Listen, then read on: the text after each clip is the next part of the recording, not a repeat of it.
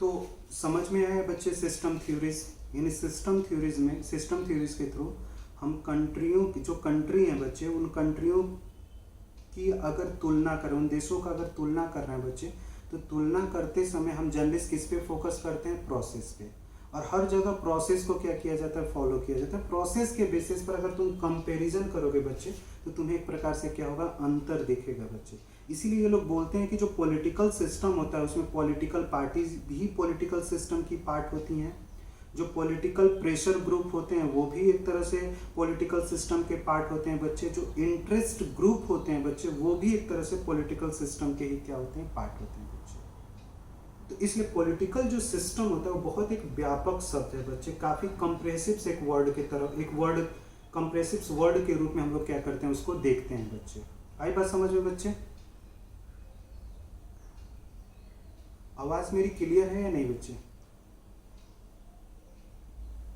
ठीक है, ठीक है। जब आगे आओगे बच्चे तो नीचे देखोगे, समान पद्धति सिद्धांत के विश्लेषणकर्ताओं का मत है कि एक अथवा दूसरे प्रकार की पद्धति का अध्ययन एक आधारभूत स्तर पर ही किया जाना चाहिए। मतलब जनरल सिस्टम थ्योरीज ये बोलती है बच्चे, या जनरल सिस्टम थ्योरीज को, जो जनरल सिस्टम थ्योरीज के सपोर्टर हैं बच्चे, जो सपोर्टर स्कॉलर हैं बच्चे, वो बोलते हैं एक देश हो या एक पद्धति हो या दूसरे प्रकार की पद्धति हो, उन सभी का अध्ययन जब भी हम करेंगे तो उसमें क्या होता है? एक आधारभूत स्तर होता है बच्चे। बेसिक स्ट्रक्चर जो होता है वो लगभग हर देश का क्या होता है? एक जैसा होता है। उसको आधार बनाकर क्या कर लिया जाए? कंपैरिजन कर लिया जाए सिस्टम थ्योरीज के अकॉर्डिंग बच्चे।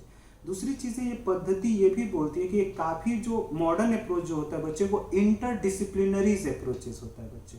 अंतर विषयिक, जिसको आप उपागम बोलते हैं, मतलब किसी टॉपिक को समझाने के लिए आपको अन्य विषयों की भी क्या करनी पड़ती है? मदद लेनी पड़ती है। या किसी विषय को समझने के लिए अन्य विषय की भी क्या होनी चाहिए? आपको जानकारी होनी चाहिए बच्चे। उसको इंटरडिसिप्लिनरीज बोला जाता है। इंटरडिसिप्लिनरी सब्जेक्ट, उस चीज को हम लोग क्या करते हैं? बोलते हैं बच्चे। आई बात समझ में?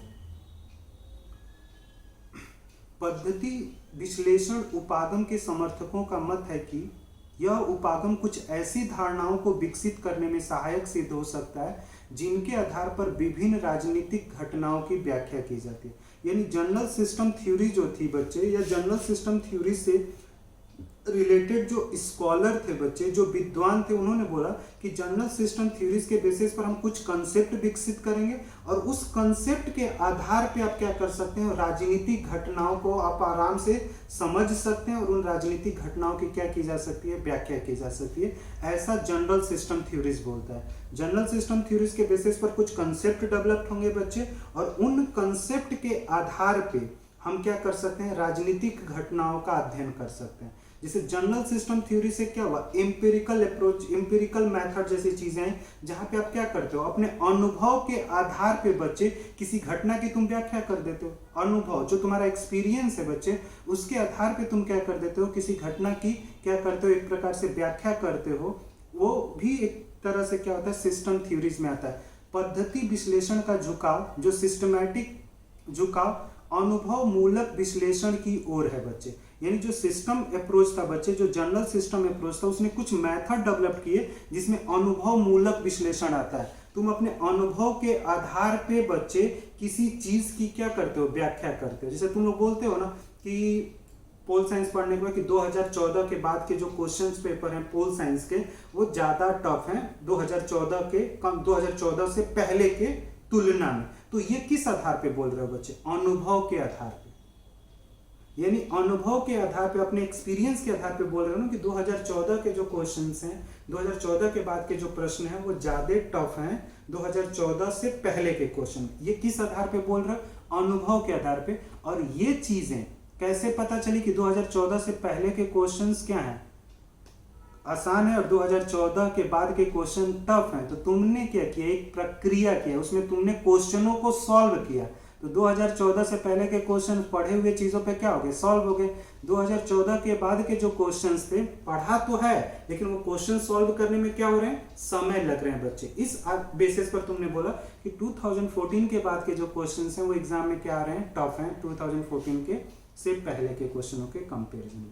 समझ में आया बच्चे? तो जो अनुभव मूलक जो विश्लेषण है बच्चे, ये जनरल सिस्टम थ्योरीज के वजह से ही क्या हुई थी, डेवलप्ड हुई थी बच्चे।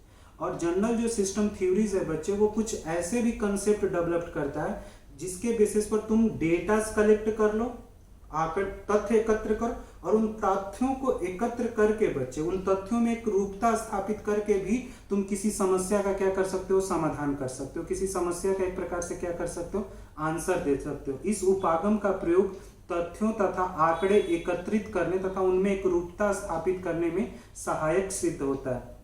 तो जो सिस्टम अप्रोच है बच्चे, उसके बेसिस पर हम डेटा कलेक्ट कर सकते हैं, और डेटा की सिमिलरिटीज पे, मतलब संसदीय शासन प्रणाली की विशेषताओं से संबंधित डेटा कलेक्ट किया भारत में, और ब्रिटेन में भी जाकर संसदीय शासन प्रणाली की से संबंधित डेटा एकत्र किया, और दोनों डेटा को जब मिलाया बच्चे, तो उन डेटा में क्या हुआ, एक रूपता दिखी। तो हमने बोला कि भारत में भी संसदीय प्रणाली जैसी चीजें हैं और ब्रिटेन में भी संसदीय प्रणाली जैसी चीजें हैं। भाई प्रधानमंत्री और पीएमओ जो होता है, मतलब प्रधानमंत्री और कैबिनेट होता है बच्चे, वो ब्रिटेन में भी होता है, यहाँ पे होता है। एक रूपता है या नहीं है? तो ये चीजें जनरल होती है। नेक्स्ट आओगे बच्चे, पद्धति विश्लेषण का महत्व इस बात में है कि यह उचित शब्दावलियों को विकसित करने में सफल हुआ। सैद्धांतिक अर्थ में सभी क्रमबद्ध उपागम इसी उपागम की देन है बच्चे। संरचनात्मक कार्यात्मक उपागम जो है वो सिस्टम थ्योरी से ही निकला है बच्चे। सिस्टम एनालाइज अप्रोचेस से ही स्ट्रक्चरल फंक्शनल थ्योरीज निकली थी बच्चे। और निवेश निर्गत उपागम जो है बच्चे, वो भी किससे निकला हुआ है बच्चे, सिस्टम थ्योरी से ही निकला हुआ है। आई बात समझ में? तो ये जो दोनों सिद्धांत है बच्चे, वो सिस्टम थ्योरी से एक प्रकार से क्या हुए हैं, निकले हुए हैं बच्चे। ये दोनों सिद्धांत एक तरह से सिस्टम थ्योरी से निकले हुए हैं। बोर तो नहीं हो रहे हो ना? समझ में आ रहा है? तो सिस्टम थ्योरीज में कोई दिक्कत बच्चे?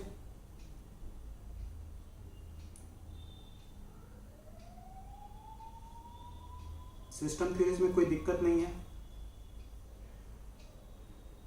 ठीक है, ठीक है बच्चे। आगे जब आओगे तो अगला जो थ्योरी है बच्चे, वो थ्योरी है राजनीतिक पद्धति के विषय में, ठीक है ना, पॉलिटिकल सिस्टम के विषय में, राजनीतिक पद्धति के विषय में ईस्टन की धारणा, निवेश निर्गत विश्लेषण। Easton concept of political system, the input output analyse, ठीक है, इनपुट आउटपुट एनालाइज।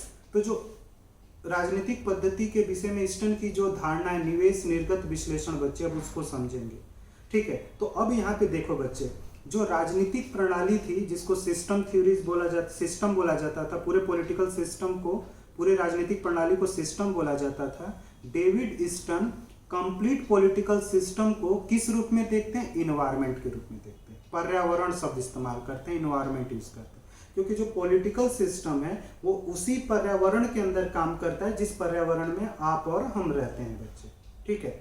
और यह उपागम राजनीतिक प्रणाली को एक ऐसे रूप में देखता है जिसके द्वारा विभिन्न निवेश, ठीक है, को निर्गत आउटपुट में क्या किया जाता है, रूपांतरित किया जाता है। तो जो पॉलिटिकल सिस्टम है बच्चे, उस पॉलिटिकल सिस्टम में कुछ प्रोसेस होता है और उस प्रोसेस में कुछ इनपुट होता है बच्चे, और फिर जो इनपुट किया जाता है वो एक तरह से क्या हो जाता है, रूपांतरित होकर किस फॉर्म में आ जाता है, आउटपुट में आता है बच्चे। तो इन्होंने इनपुट आउटपुट, यानी जो राजनीतिक प्रणाली है बच्चे, जो पॉलिटिकल सिस्टम है बच्चे, इस पॉलिटिकल सिस्टम में कुछ प्रक्रियाएं होती हैं। वो जो प्रक्रियाएं होती हैं वो किस रूप में होती हैं, इनपुट और आउटपुट के रूप में। इनपुट जो है बच्चे, ठीक है, उसको इनपुट को निवेश बोला जाता है और आउटपुट को निर्गत बोला जाता है। तो आप क्या करो, कुछ निवेश करो, और जो आप निवेश करोगे बच्चे वो रूपांतरित होकर, परिवर्तित होकर आउटपुट के रूप में क्या होता है, आपके सामने आता है बच्चे। अब जो निवेश होता है बच्चे, जो निवेश किया जाएगा, जो निवेश होता है वो दो तरह से होता है, एक तो डिमांड के फॉर्म में और दूसरा सपोर्ट के फॉर्म में। आप निवेश दो तरह से करोगे, डिमांड के फॉर्म में, और जो भी डिमांड है बच्चे, क्योंकि पॉलिटिकल सिस्टम में क्या होती है, डिमांड होती है। पॉलिटिकल सिस्टम में हम अपनी सरकारों से क्या करते हैं, मांग करते हैं कि हमें एक अच्छा एजुकेशन चाहिए, अच्छा हमें स्वास्थ्य सुविधा चाहिए, हमें एक रोजगार चाहिए। ये आप क्या करते हो, मांग करते हो। ये मांग किससे करते हो, सरकारों से करते हो, पॉलिटिकल सिस्टम से करते हो। पॉलिटिकल सिस्टम में आप मांग करते हो। और मांग जब पॉलिटिकल सिस्टम में जाता है बच्चे, तो उस मांग के पीछे क्या होना चाहिए, समर्थन भी होना चाहिए कि कुछ लोग सपोर्ट करें कि नहीं नहीं, मांग जो है वो सही मांग है और ये मांग जो होनी चाहिए वो पूरी होनी चाहिए। तो हम लोग क्या करते हैं, अपने पॉलिटिकल सिस्टम में कुछ मांग रखते हैं और उन मांगों पे हमें समर्थन लेना होता है, और उस समर्थन के बाद वो मांग जो होती है बच्चे वो पॉलिटिकल सिस्टम में जाती है, और पॉलिटिकल सिस्टम उसके बेसिस पर नीतियां बनाता है, पॉलिसीज बनाता है बच्चे, और फिर वो पॉलिसीज आउटपुट के रूप में आती हैं, और फिर उस पॉलिसीज के ऊपर हम लोग क्या करते हैं, अपना फीडबैक देते हैं, और फिर उस फीडबैक से फिर इनपुट होता है, और ये प्रोसेस क्या होता है, चलता रहता है। जैसे इस फिगर को देखो, तुम्हारे डिस्प्ले पर एक फिगर दिख रहा होगा बच्चे, फिगर दिख रहा है, ये पूरा का पूरा एक तुम्हारे पर्यावरण लिखा है, उस पर्यावरण में ही बच्चे पॉलिटिकल सिस्टम है, और पॉलिटिकल सिस्टम में क्या आता है, पॉलिटिकल समुदाय, गवर्नमेंट और गवर्नमेंट सिस्टम। बाहर तुम देखोगे मांग लिखा है और समर्थन, जिसको मांग और समर्थन को हम किस में रखते हैं, इनपुट में रखते हैं, और जो डिसीजन है और जो पॉलिसीज है वो किस रूप में है बच्चे, आउटपुट में है, और जो आउटपुट आता है बच्चे उस पर क्या मिलता है, फीडबैक मिलता है, और फीडबैक के बेस, फीडबैक जब मिलेगा तो वो फीडबैक फिर किस रूप में जाएगा, इनपुट के रूप में जाएगा, और ये सिस्टम जो है वो कंटिन्यू क्या होता रहता है, चलता रहता है बच्चे। और ये सिस्टम हर जगह चलता है, ऐसा नहीं कि सिर्फ लोकतांत्रिक देशों में ही ये पॉलिटिकल सिस्टम काम करता है। जो पॉलिटिकल सिस्टम होता है ये सभी जगहों पे एक जैसा ही काम करता है, चाहे वो लोकतांत्रिक देश हो या फिर सैनिक शासन हो बच्चे। समझ में आ रहा है या नहीं, हैवी तो नहीं हो गया?